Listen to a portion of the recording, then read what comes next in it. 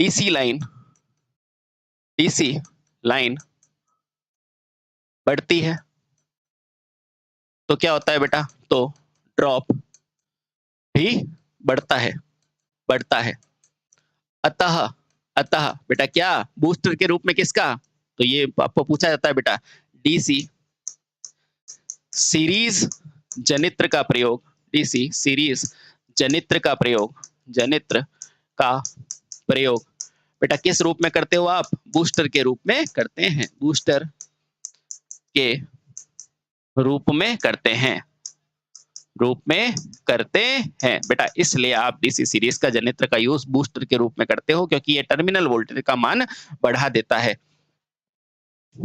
तो यहां से बेटा आप क्या कह सकते हो, फाइनली यहां से आर्मेचर धारा कैसे निकालोगे, देखो तो यहां से आपको बेटा पूछता है आर्मेचर धारा का मान, आर्मेचर कह लो लोड कह लो, अब तो आप समझ गए ना। तो आर्मेचर धारा का मान पूछेगा तो बेटा उसका मान क्या निकालोगे, आई ए बराबर, मुझे बताओ सारा मान दिया किसने, ईजी ने, तो बस ईजी को लिख दो, यानी कि जनरेटेड वोल्ट है, ठीक है। अब बस यहाँ पे क्या कर दो बेटा, देखो यहां से निकलेगा आई ए का मान चाहिए तो ईजी में से क्या माइनस कर दो, ईजी और बटे में देखो बेटा ये सब नीचे आ जाएगा, क्यों, देखो मैं वापस लिख के बताता हूँ आपको मजा आ जाएगा। देखो आपको क्या पता है, आपको पता है बेटा आर्मेचर धारा आई ए चाहिए, ठीक है। अब देखना बेटा आपके पास है क्या, तो ईजी बराबर क्या है आपके पास है आई ए आर ए, ठीक है, plus R S C into I S C plus R L into I L, यही है आपके पास।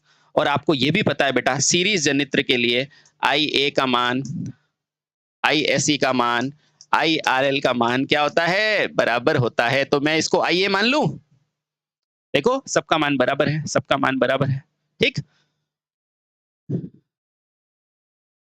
सही है। तो यहां से बेटा क्या हो जाएगा, ईजी बराबर, इस पूरे को मैंने आई ए माना, ये हो जाएगा R A plus R S C plus R L, ठीक है। तो यहां से बेटा आप कह सकते हैं जो प्रेरित ईएमएफ का मान या फिर आर्मेचर धारा का मान, आर्मेचर धारा आई ए का मान कितना हो जाएगा, तो वो हो जाएगा ईजी बट्टे में क्या होता है बेटा R A plus R S C plus R L, ये लो भाई, ये होता है एम्पियर में मान। अब बेटा जैसे कि आपको पता है कि धारा का मात्र क्या होता है, एम्पियर, तो ये मैंने लिख दिया एम्पियर। अब सुनो बेटा, अब सुनो सबसे इंपॉर्टेंट, जैसे कि आपने सबका अंदर ग्राफ पढ़ा था बेटा, इसका भी ग्राफ होता है वो पढ़ लेते हैं, ठीक है। तो इसका सीरीज जनित्र के अभिलक्षण, तो इंपॉर्टेंट है बेटा लिखना, सीरीज जनित्र के अभिलक्षण यानी कि कैरेक्टरिस्टिक्स ऑफ सीरीज जनरेटर, ठीक है। यानी कि बेटा इसके तीनों अभिलक्षण साथ में बना देते हैं, ठीक है, ताकि आपको डाउट खत्म, ठीक है। अब देखो बेटा सबसे पहला अभिलक्षण तो बेटा इसके लिए क्या होता था, आप खुद ही बताओ, सबसे पहला अभिलक्षण किसके लिए बनाते थे, फील्ड धारा के लिए। तो यहां लिखो बेटा फील्ड धारा,